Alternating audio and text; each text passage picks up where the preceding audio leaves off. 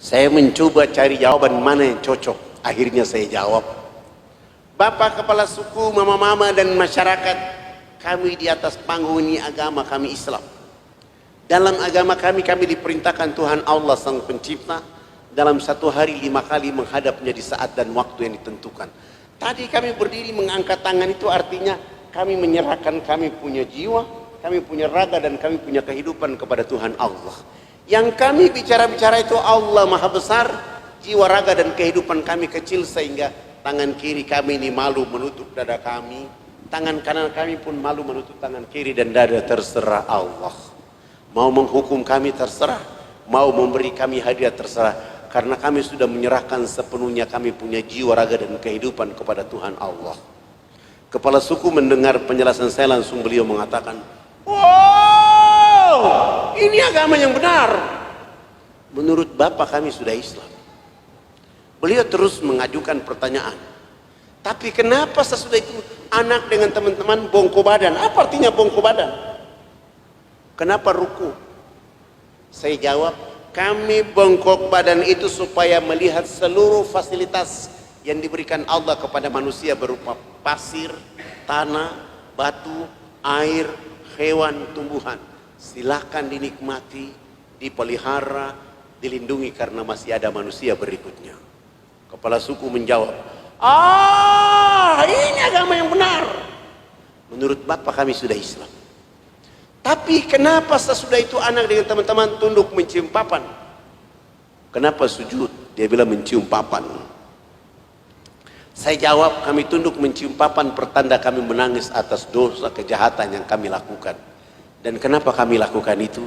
Sebentar kami mati nanti, kami punya kulit, daging, darah, tulang akan dilebur kembali menjadi tanah.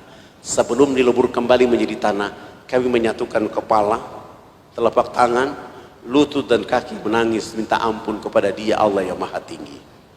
Tapi kenapa sesudah itu anak dengan teman-teman lihat ke sebelah kanan mulutnya bicara-bicara, lihat ke sebelah kiri masih bicara-bicara? Apalagi artinya itu? Salam, dia bilang bicara-bicara. Saya jawab, kalau tadi kami mengangkat tangan adalah menyerahkan sepenuhnya jiwa, raga, dan kehidupan kami bongkok badan untuk melihat apa yang diberikan oleh Allah. Sesudah itu minta ampun. Selesai minta ampun, kami lihat ke sebelah kanan, kalau di tempat ini belum ada orang yang tahu mandi, tugas kami datang mengajarkan mereka bisa mandi. Ada yang belum tahu berpakaian, tugas kami mencari pakaian untuk menutup tubuh badannya. Ada yang lapar, tugas kami mencari makan. Ada yang sakit, tugas kami mencari obat. Sesudah itu melihat ke sebelah kiri, kalau di tempat ini belum ada orang yang mengenal Allah dan Rasulnya, kami datang ke sini mengajarkan mereka nama Allah dan Rasulnya. Begitu mendengar penjelasan saya, langsung kepala suku mengatakan, kalau begitu jangan duduk di atas panggung, kami semua disuruh turun duduk bergabung dengan masyarakat di bawah. Mereka tua-tua adat dan kepala-kepala suku naik di atas panggung menggantikan kami. Bukan sholat, tapi mereka duduk rapat membahas kehadiran kami di sana. Setelah rapat selesai, kepala suku besarnya berdiri dan menyampaikan pengumuman. Hari ini kita senang karena anak-anak sudah datang mengajarkan kita agama yang benar.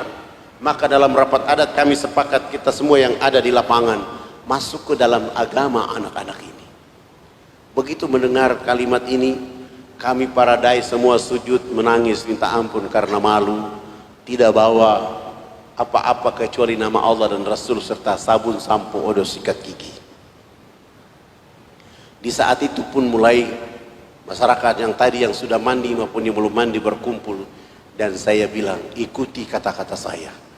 Subhanallah, tidak ada satu di antara kami yang tidak menangis karena kebahagiaan hidayah datang kepada saudara-saudara kita. Setelah mereka syahadat selesai, program berikut untuk mereka adalah kami ganti nama-nama mereka. Yang nama Markus kami ganti dengan nama Zainal Abidin.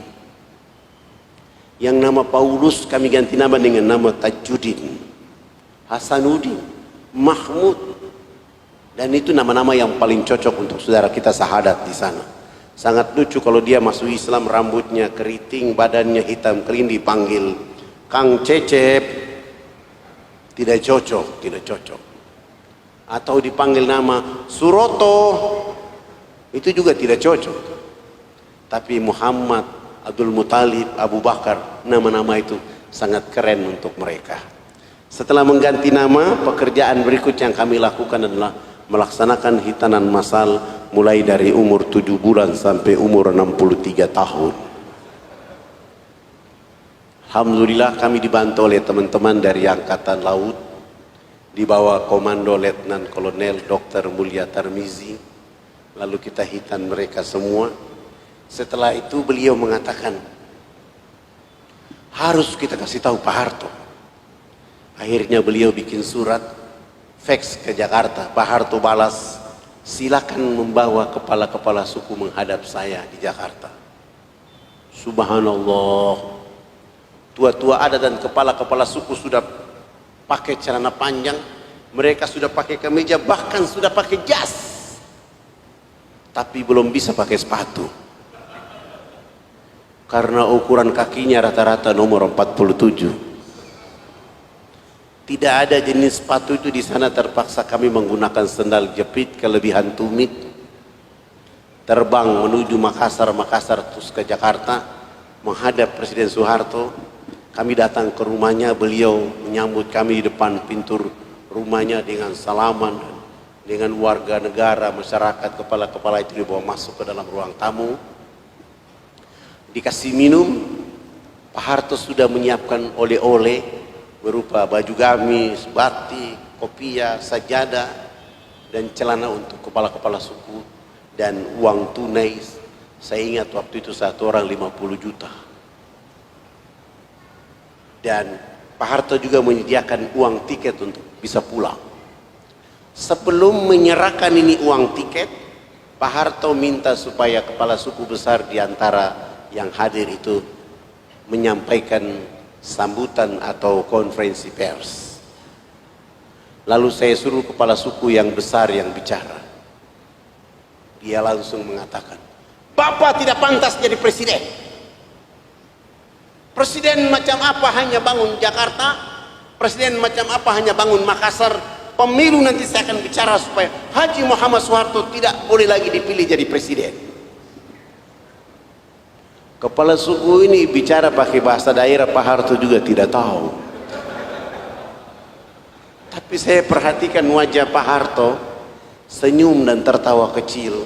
Setelah beliau tertawa kecil, beliau mengatakan, diterjemahkan. Tidak mungkinlah saya menerjemahkan seperti itu. Itu tidak mungkin. Tapi saya mengambil makna perjalanan dan saya bilang sama Pak Harto, Bapak Presiden terhormat, hari ini kepala-kepala suku sungguh bahagia bisa bertemu dengan Bapak Presiden. Dan kepala suku besar tadi mengatakan Haji Muhammad Soeharto layak jadi Bapak Pembangunan Nasional. Antara tafsir dan terjemahan memang berbeda, tapi lah ini bahasa dakwah lah. Begitu beliau mendengar tafsir bahasa itu langsung menelpon Menteri Agama. Kepala-kepala suku dan tua-tua adat itu ditetapkan naik haji pada tahun itu juga. Pak Harto pun menelpon Menteri Agama menetapkan agar tiap tahun 75 orang pergi haji melalui jalur dakwah yang dilakukan oleh Ustadz Fadlan. Pak Harto menyumbang 1000 karung pakaian, 600 karton sampo, 600 karton sabun, 600 karton odol sikat gigi. Pak Harto pun menyumbang 28 masjid. Dan program nasional Pak Harto adalah pembangunan 917 unit rumah layak huni dengan program ABRI masuk desa. Tidak saja sampai di situ, Pak Harto mengatakan dakwah dari Jakarta ke kampung tidak boleh pakai kapal laut, tapi menggunakan pesawat Hercules dari Halim Perdana Kusuma. Subhanallah, Pak Harto sudah tidak ada, tapi jejak kebangsaan Indonesia dan dakwanya tersimpan rapi sampai hari ini.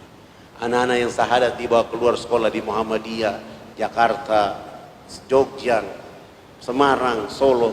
Bahkan hari ini mereka ada yang sudah jadi camat, ada yang sekwilda, ada yang sudah jadi bupati, ada juga yang sudah jadi tentara polisi. Mereka menikmati apa yang ditetapkan oleh Pak Harto pada pembangunan masa lalu.